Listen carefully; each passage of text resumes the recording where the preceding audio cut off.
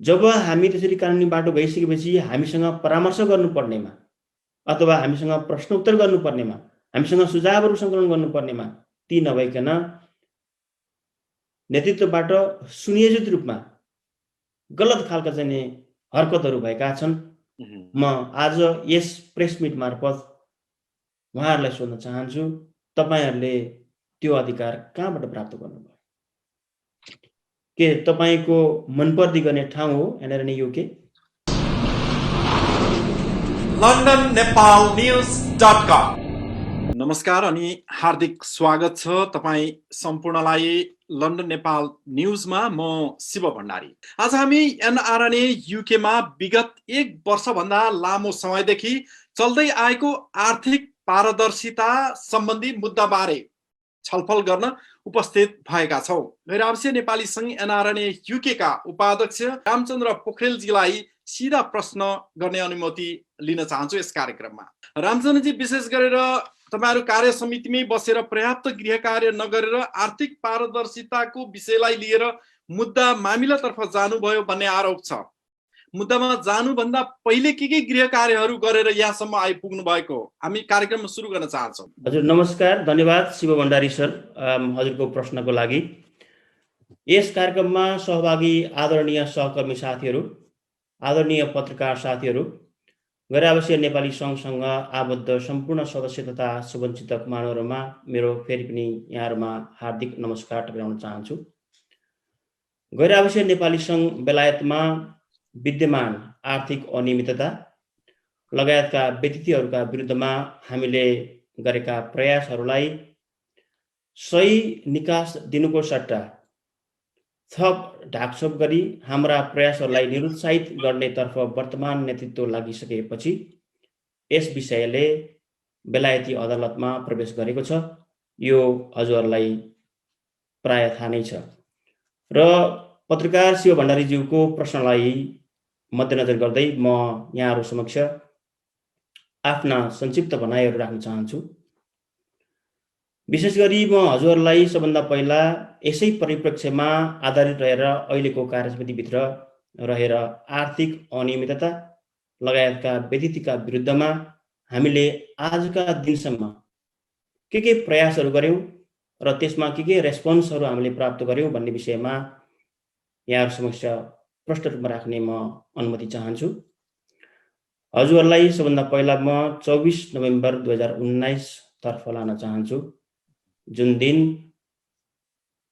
वर्तमान कार्यसमितिलाई पूर्व कार्यसमितिले बुझबुझारत गर्ने भनेर हामीलाई 1 बजे बैठक बोलाइयो, जहाँ हामी 1 बजे बैठकमा उपस्थित भयौं।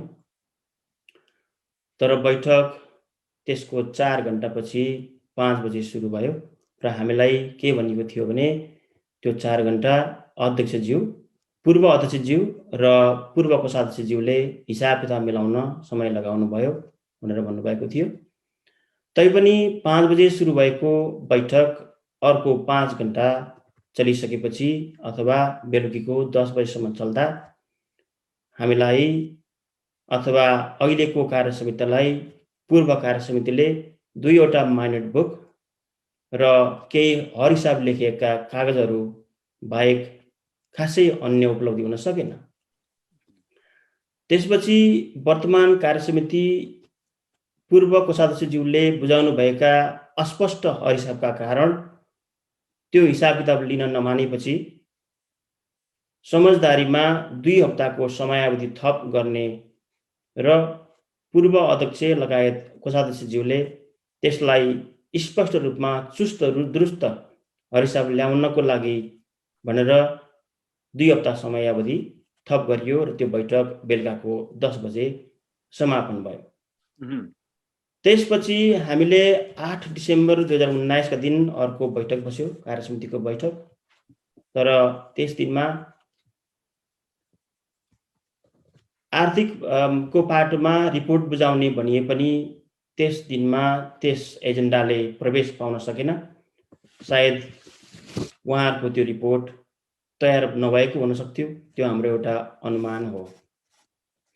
र म यसपछि हजुरलाई एकचोटी अब 19 जनवरी 2020 को बैठक कार्यसमितिको पूर्ण बैठकतर्फ लान चाहन्छु, जहाँ एजेन्डामा भए अनुरूप नै पूर्व कोषाध्यक्षज्यूले गैर आवासीय नेपाली सङ्घ बेलायतको पूर्व कार्यकालको हरिसाबहरू बुझाउनु भयो, तर त्यहाँ धेरै अस्पष्ट हिसाब किताबका कारण त्यो हिसाब किताब चित्त बुझ्दो थिएन, जसमा विधि र प्रक्रिया नपुर्याइ गरेका ठुला खर्चहरू थिए, चित्त बुझ्दो बिल र भरपाईहरू थिएनन्, खर्च गरिएका भनिएका शीर्षकहरू ठुला र अस्पष्ट थिए र अझ महत्त्वपूर्ण कुरा, संस्थाभित्र जम्मी बैंक खाताहरू कति छन्, त्यसमा डाइरेक्टरहरू को हुनुहुन्छ, कुन खातामा बाँकी रकमहरू कति छन्, खाताहरूमा कहाँ ठेगाना प्रयोग भएका छन्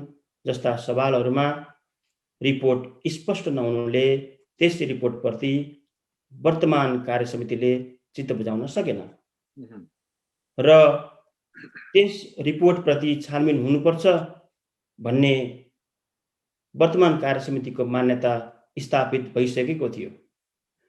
त्यसपछि जब त्यस रिपोर्टप्रति छानबिन हुनुपर्छ भन्ने कुरा स्थापित भइसकेपछि हामीले गैर आवासीय नेपाली सङ्घ बेलायतको विधानले यस विषयमा के बोल्छ त अथवा के छ त प्रावधान भनेर हामीले गैर आवासीय नेपाली सङ्घ बेलायतको विधान एकचोटि अध्ययन गर्यौं र त्यस विधानमा व्यवस्था भएको हाम्रो धारा 33.6ले यस विषयमा के भन्छ भने आर्थिक गतिविधि अध्ययन तथा अनुगमन गर्न नयाँ नेतृत्व निर्माण भएको 3 महिनाभित्र लेखा समिति गठन गर्नेछ भनेर स्पष्ट रूपमा व्यवस्था गरेको छ। त्यति मात्रै होइन, लेखा समिति कस्तो खालको बन्ने भन्ने विषयमा पनि विधानले स्पष्ट रूपमा त्यहाँ लेखेको छ, जसमा एकाउन्टेन्ट 1, संरक्षक वा सल्लाहकार मध्येबाट 1, बहाल समितिको अध्यक्षको चुनावमा निकटतम प्रतिद्वन्दी वा अध्यक्षको कुनै एक उम्मेदवार मध्येबाट 1, महिला 1 र वर्तमान कोषाध्यक्ष सदस्य सचिव रहने गरी 5 जनाको समिति रहनेछ भनेर त्यहाँ स्पष्ट रूपमा विधानमा व्यवस्था गरिएको छ। यस्तो व्यवस्था हुँदाहुँदै गैर आवासीय नेपाली सङ्घ बेलायतको विधान 33.6ले निर्देशन गरेको अध्ययन तथा अनुगमन समिति सम्बन्धी प्रावधानलाई पूर्ण रूपमा कुल्चिएर वर्तमान अध्यक्ष र कोषाध्यक्ष सहित 3 विज्ञ सम्मिलित एक छानबिन समिति बन्ने निर्णय 19 जनवरी 2020 को थियो। त्यसैले यो आर्थिक पाटोमा यस कार्यसमितिले गरेको एउटा दुर्भाग्यपूर्ण निर्णय 19 जनवरी 2020 को यस निर्णय छ। हजुर, किनकि अध्यक्षज्यूले अध्ययन तथा अनुगमन समिति आफ्नै मातहतमा राख्नु वैधानिक पनि थिएन र यसले काम पनि गरेन, किनकि छानबिन समितिको काम अध्यक्षज्यूले आफै अन्तर्गत राख्दा आर्थिक अनियमितता अझ बढी सशङ्कित बनेको थियो कि त्यसमा केही न केही समस्या हुन सक्छ भन्ने कुरा त्यहाँ एउटा सशङ्कित रूपमा अगाडि आएको थियो। त्यति मात्रै होइन, म हजुरलाई के भन्न चाहन्छु भने सोही बैठकमा अध्ययन तथा अनुगमन समिति विधानले निर्देशित गरेको अनुसार गरौँ भनेर आवाजहरू नउठेका होइनन्, तर ती आवाजहरू त्यहाँ सुनवाई हुन सकेनन् र एक किसिमले एकतर्फी निर्णयहरू, त्यो पनि अवैधानिक निर्णयहरू गरेर कार्यसमिति अगाडि बढेको थियो र संस्थामा यसरी मौलाउँदै गएको खराब प्रवृत्तिलाई खबरदारी गर्ने उद्देश्यले हजुरहरूलाई थाहा छ, हामीले 4 मार्च 2020 मा पत्रकार सम्मेलन गरी यी आर्थिक अस्वस्थ वातावरण लगायत अन्य सङ्गठनात्मक अस्वस्थ वातावरणलाई यथाशक्य चाँडो सुधार गर्नका लागि हामीले पत्रकार सम्मेलन गरी खबरदारी गर्यौं।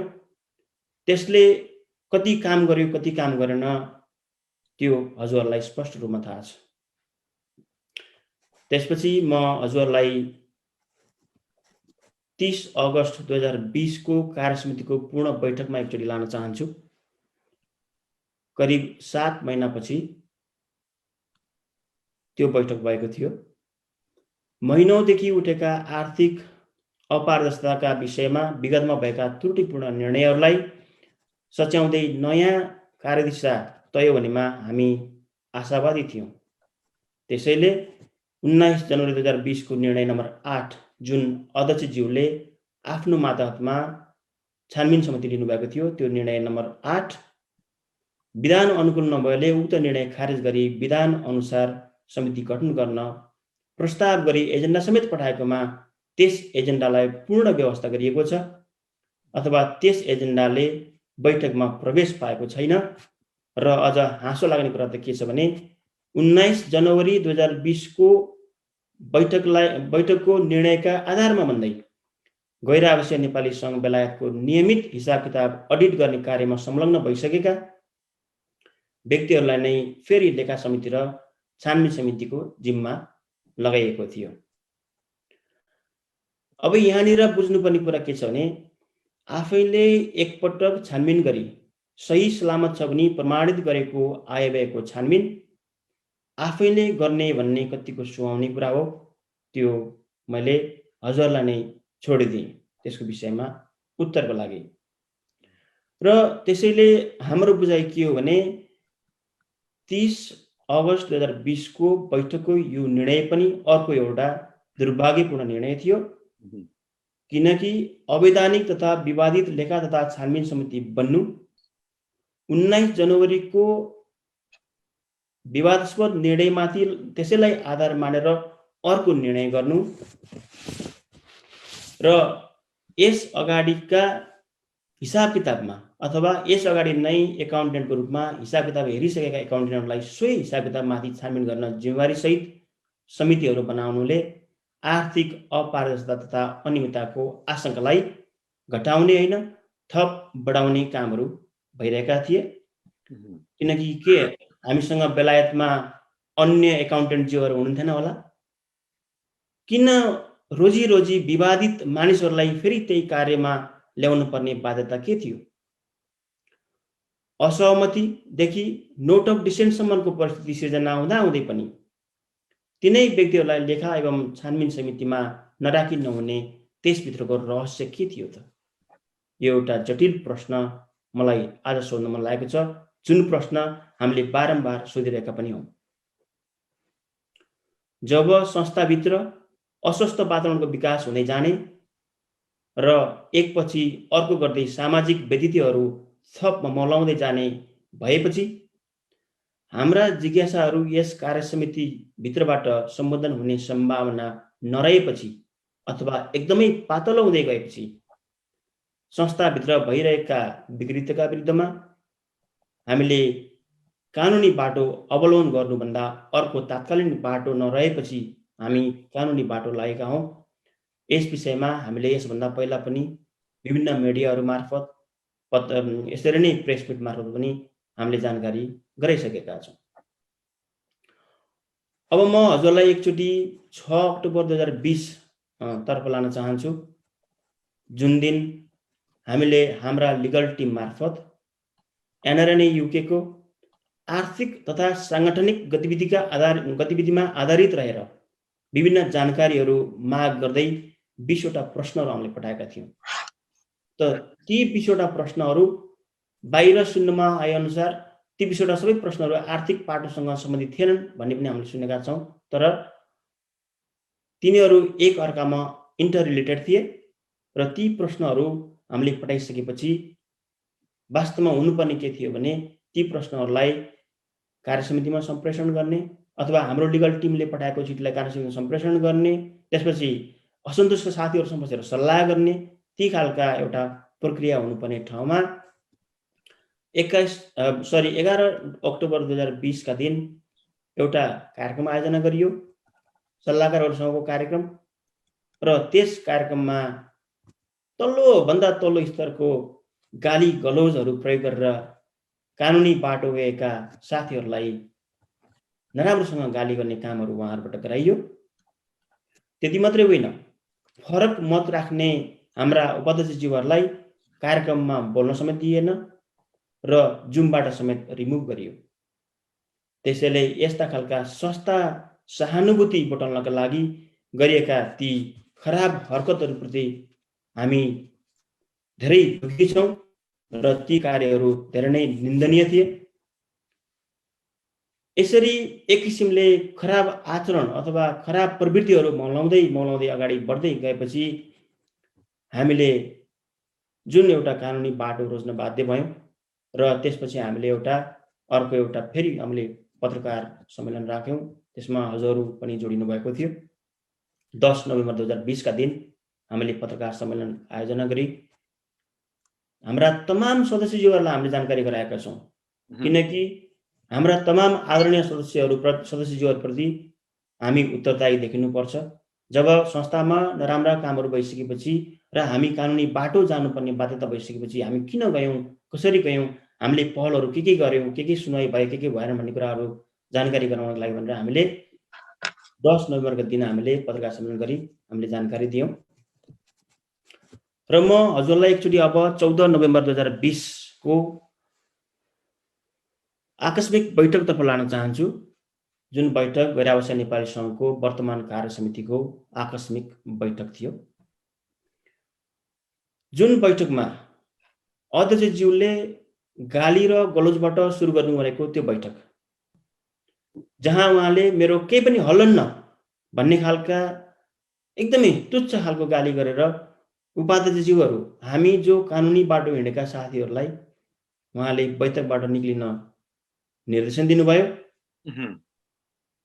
जब हामी त्यसरी कानुनी बाटो गइसकेपछि हामीसँग परामर्श गर्नुपर्नेमा अथवा हामीसँग प्रश्न उत्तर गर्नुपर्नेमा, हामीसँग सुझावहरू सङ्कलन गर्नुपर्नेमा ती नभइकन नेतृत्वबाट सुनियोजित रूपमा गलत खालका चाहिँ हरकतहरू भएका छन्। म आज यस प्रेस मिट मार्फत उहाँहरूलाई सोध्न चाहन्छु, तपाईहरूले त्यो अधिकार कहाँबाट प्राप्त गर्नुभयो? के तपाईको मनपर्दी गर्ने ठाउँ हो एनआरएन युके? झन्डै 14,000 सदस्यज्यूहरू रहनु भएको संस्था हो यो एनआरएन युके। म सोध्न चाहन्छु, कुन चाहिँ नैतिक धरातलमा उभिएर भन्दै हुनुहुन्छ आफूहरूलाई गैर आवासीय नेपाली सङ्घ बेलायतको कार्य समितिको पदाधिकारी वा सदस्य? यो मेरो एउटा प्रश्न हो उहाँहरूलाई। र त्यही 14 नोभेम्बर 2020 को बैठकको निर्णयतर्फ म हजुरलाई एकचोटि लान चाहन्छु। र त्यो निर्णयको मुख्य भागमा कानुनी बाटो हिँडेका साथीहरूलाई 7 दिनभित्र मुद्दा फिर्ता लिएर सहमतिको लागि छलफलमा आऊ भनेर हामीलाई भन्नुभएको छ। नत्र स्पष्टीकरणको प्रक्रिया अगाडि बढ्छ भन्दै हामीलाई धारा 41 को गैर आवासीय नेपाली सङ्घको विधान धारा 41 को हवाला दिनुभएको छ उहाँहरूले। त्यति मात्रै होइन, 14 नोभेम्बरको आकस्मिक बैठकको निर्णयमा 7 दिनको समयावधिपछि स्वतः स्पष्टीकरणको प्रक्रिया अगाडि बढ्नेछ भनेर सर्वसम्मत निर्णय भयो भनेर उहाँहरूले ठुलो झुट सम्प्रेषण गर्नुभएको छ। त्यो एउटा झुट थियो, किनकि केही साथीहरूले यस निर्णयप्रति असहमति जनाएको प्रमाण छ हामीसँग। असहमति भनेको नोट अफ डिसेन्ट जस्तै हो। त्यति हुँदाहुँदै पनि उहाँहरूले सर्वसम्मत रूपमा चाहिँ यो निर्णय भयो भनेर झुट प्रचारबाजी गर्नुभएको थियो। म हजुरलाई एकचोटि 19 जनवरी 2020 देखि 30 अगस्त हुँदै 14 नोभेम्बरसम्मका निर्णयहरूलाई एकचोटि म हेर्न अनुरोध गर्दछु। विधानमा भएको धारा 33.6 को उल्लङ्घन किन? 19 जनवरीको बैठकमा अध्यक्षज्यूले आफ्नै प्रस्तावमा आफै छानबिन समितिको जिम्मा लिन किन हतार गर्नुभयो? त्यही निर्णयका आधारमा 30 अगस्तमा यस अगाडि संस्थामा संलग्न एकाउन्टेन्टहरूलाई नै रोजेर उहाँले किन ल्याउनु भयो? यदि 19 जनवरीको निर्णय ठिक थियो भने फेरि किन 30 अगस्तमा अर्को निर्णय गर्नु पर्यो? यी गम्भीर प्रश्नहरू छन् र यी गम्भीर प्रश्नहरूको उत्तर खोज्नु जरुरी छ। कि हामी 4 भाइ अथवा हामी 4 उपाध्यक्षहरू बाहेक अरू कार्य समितिका पदाधिकारी वा सदस्यले विधान मान्न नपर्ने हो? म अब यहाँनिर एउटा प्रश्न गर्न चाहन्छु, कुन चाहिँ नैतिक धरातलमा उभिएर तपाईहरू भन्न चाहनुहुन्छ कि तपाईहरू संस्थाको हितको लागि काम गर्न चाहनुहुन्छ? त्यो नैतिक धरातल कहाँनिर बाँकी छ अब? त्यो मेरो अर्को प्रश्न हो यहाँ। पक्कै पनि प्रत्यक्ष प्रसारणमा हेरिरहनु भएको छ होला तपाईँका प्रश्नहरू। रामचन्दजी, म धन्यवाद दिन चाहन्छु। फेरि पनि एकैछिनमा तपाईँसँग हामी जोडिनेछौँ। अब हामी क्रमशः यहाँको केही महत्त्वपूर्ण केही शब्दहरू भन्नै पर्ने छ भने राख्नुहोस्, फेरि अर्को अङ्कमा हामी जोड्यौँ कि? हजुर, धन्यवाद शिव सर। मेरो अब करिब करिब अन्त्यतिर छु, किनभने एउटा फ्लोमा गइरहेको हुनाले मैले यसलाई अन्त गर्न चाहन्छु। हस्। र अब हजुरलाई म त्यही अब 1 डिसेम्बर 2020 तर्फ एकचोटि म ध्यान आकर्षण गराउन चाहन्छु हजुर सबैजनालाई। स्पष्टीकरणको मागको विषयमा स्पष्टीकरण माग गरिएको बारे भनेर हामीलाई स्पष्टीकरण माग गरिएको थियो। सधैँको वैधानिकतामाथि छ। जस्तै हामीलाई सङ्घमा स्पेसल्ली स्पष्टीकरणमा के भनिएको छ भने सङ्घको वैधानिकतामाथि प्रश्न चिन्ह उठाएको भनेर हामीलाई एक किसिमले ब्लेम लगाउन खोजिएको छ। जबकि हामीले सङ्घमा भइरहेको खराब प्रवृत्तिको विरुद्धमा हामी लड्दैछौँ। सङ्घमा भइरहेका यस्ता अस्वस्थ प्रवृत्तिहरूलाई सुधार गर्नको लागि हामीले लडिरहेका छौँ र चाहिँ उहाँहरूले सङ्घको वैधानिकतामाथि चाहिँ प्रश्न उठाएको भनेर एक किसिमको ब्लेम लगाउनु भएको छ। त्यो गलत ब्लेम हो। र त्यस्तै गरी विगतको कार्यसमितिको आर्थिक क्रियाकलापको निर्णयलाई अतिरञ्जित गरेको भनेर एउटा अर्को पनि हामीलाई त्यसमा आक्षेप लगाइएको छ। सायद आजका दिनसम्म आउँदाखेरि त्यो स्पष्ट भइसकेको छ होला कि हामीले गत कार्यसमितिको क्रियाकलापमा अतिरञ्जित गर्यौँ अथवा त्यो बिस्तारै प्रमाणित हुँदै आउँदैछ, त्यो समयले अलरेडी देखाइसकेको छ। त्यस्तै संरक्षक परिषदको सक्रियतामा समन्वयको लागि गरिएको अनुरोध समेतलाई व्यवस्था गरेको जस्ता यस्तै किसिमका 20वटा अर्को प्रश्नहरू विभिन्न किसिमका चाहिँ झुट्टा आरोपपत्र सहित स्पष्टीकरण माग गरिएको थियो। तर एउटा अचम्मको कुरा के छ भने त्यहाँ कहीँ कतै हामीले उठाएका मुद्दा आर्थिक अनियमिततासँग जोडिएको छ र समाधानका लागि पहल हुनेछ भन्ने आशय ती स्पष्टीकरण सोधेका कागजमा कहीँ कतै थिएन। जबकि हाम्रो मुद्दा आर्थिक अनियमिततासँग डाइरेक्टली रिलेटेड हुँदै पनि त्यसको विषयमा कहीँ कतै यो मुद्दा सही छ, यसलाई यसरी हामी समाधान गर्न प्रयास गर्छौँ भन्ने किसिमको आशय कहीँ पनि थिएन। र हामीले हाम्रो जिम्मेवारी सहित 12 डिसेम्बर 2020 का दिन हामीले स्पष्टीकरण फिर्ता पठाएका छौँ र त्यसमा 24 नोभेम्बर 2019 जुन ह्यान्डओभर टेकओभरको दिन भनेर भनिएको थियो, त्यसदेखि 12 डिसेम्बर 2020 सम्म आइपुग्दा हामीले के प्रयासहरू गर्यौँ भनेर हामीले 5 पन्नाको लामो 5 पन्नाको चाहिँ जुन त्यो स्पष्टीकरणसँगै 5 पन्नाको चाहिँ हामीले बयान गरेर त्यहाँ हामीले के कार्यहरू गर्यौँ भनेर पठाएका छौँ, ताकि उहाँहरूले हेर्ने अवसर मिलोस्, बुझ्ने अवसर मिलोस् भनेर हामीले त्यो फिर्ता पठायौँ। अब मेरो करिब अन्तिमतिरमा आउँदैछु। म हजुरलाई एकचोटि 22 मार्च 2021 को कार्यसमितिको बैठकतिर लान चाहन्छु, जुन बैठक जुम मार्फत भएको थियो। 30 अगस्त 2020 को पूर्ण बैठकपछि झन्डै अर्को 7 महिनापछि 22 मार्च 2021 मा कार्यसमितिको बैठकमा हामी सहभागी हुँदा हामीलाई लागेको थियो साथीहरूले यस विषयमा अध्ययन गर्नुभएको छ र यसलाई समाधानको लागि उहाँहरूले कुनै वेहरू अथवा यसलाई यसरी समाधान गर्नुपर्छ भनेर अध्ययनका साथ आउनुभएको छ भन्ने हामीलाई लागेको थियो। तर मेजोरिटी अफ साथीहरूको हरकत उही पुरानै थियो। हुन त हामीले गरेको कामको बारेमा बुझ्दै नबुझी रिसिभी सान्नको लागि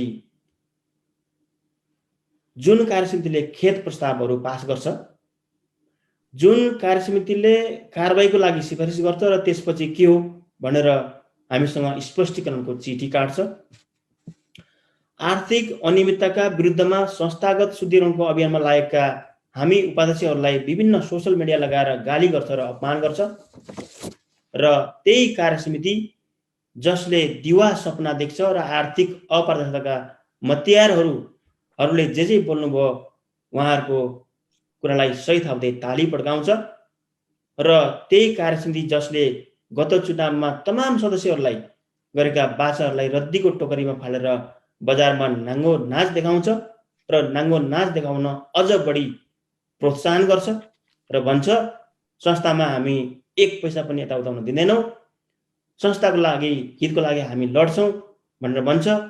म भन्छु वाह वाह वाह, तपाईँहरूको समाजसेवा कट्टुको इजार फुस्किसक्यो साथी हो, अब त लाज मान्नुस् कमसेकम। र अन्तमा भित्रको कुरा भित्रै मिलाउँ भन्ने प्रयास, जहाँसम्म संरक्षक परिषदको सक्रियतामा समन्वयको लागि अनुरोध गरिएको भन्ने छ, यसभन्दा पहिला मैले उल्लेख गरेँ, त्यसको आधिकारिक रूपमा हामीलाई जानकारी प्राप्त भएको छैन। अन्य शुभचिन्तक एवं समाजका केही बुद्धिजीवी साथीहरूले अप्रोच नगर्नु भएको भनी पक्कै होइन, उहाँहरूलाई हाम्रो टिमको तर्फबाट धन्यवाद भन्न चाहन्छु। तर यस विषयलाई सही सम्बोधन कसरी गर्ने भन्ने कुराको निश्चित मार्गनिर्देशन बिना मिलाउँ भन्नुको कुनै अर्थ छ जस्तो लाग्दैन। चित्त हाम्रो मात्रै बुझेर भएन, 14,000 सदस्यज्यूहरूको चित्त बुझ्ने गरी यस समस्याको सही समाधान हुनुपर्छ। हुन त यस समस्यालाई समाधान गर्ने यो वर्तमान कार्यसमितिको एउटा अवसर पनि थियो। त्यो अवसरलाई कति पुरा गर्न सक्नुहुन्न त्यो भविष्यले देखाओला। र म अन्तमा एउटा कुरो, हामी कोही पनि अथवा एउटा भ्रम नपरौँ भनेर म के भन्छु भने, यदि डेमोक्रेटिक पद्धति भन्दै विधान विपरीत कुनै निर्णयहरू भएका छन् र हुन्छन् भने र त्यहाँ बहुमत के सर्वसम्मतले पास गरेको भए पनि ती निर्णयहरू मान्य हुने छैनन्, किनकि ती अवैधानिक हुन्। म त्यो एउटा भ्रम नपर्न म सबैलाई अनुरोध गर्न चाहन्छु। कुनै कुरा विधान विपरीत गर्ने र बहुमतले पारित गर्यो भनेर भन्ने अथवा सर्वसम्मतले नै पारित गरे पनि त्यो निर्णय मान्न सक्दैन, किनकि त्यो अवैधानिक हुन्छ। त्यसैले हामीले उठाएका अभियान आर्थिक अनियमितता लगायतका संस्थागत व्यक्तित्वहरूलाई प्रोत्साहन गर्ने गलत प्रवृत्तिका विरुद्धमा हुन् र यो अभियान नसचिएसम्म र यो अभियान निरन्तर रूपमा जारी रहनेछ भन्दै मेरो यी जानकारीमूलक सन्देशहरू मैले अहिले यहाँ अन्त गर्छु। मसँग भएका केही प्रश्नहरू छन्, क्रस क्वेसनहरू छन् भने अहिले प्रश्नको बेलामा म प्रश्न लिन तयार छु। हस्त, धन्यवाद। Thank you very much. हुन्छ, थ्याङ्क यू उपाध्यक्ष रामचन्द्र पोखरेलज्यूलाई।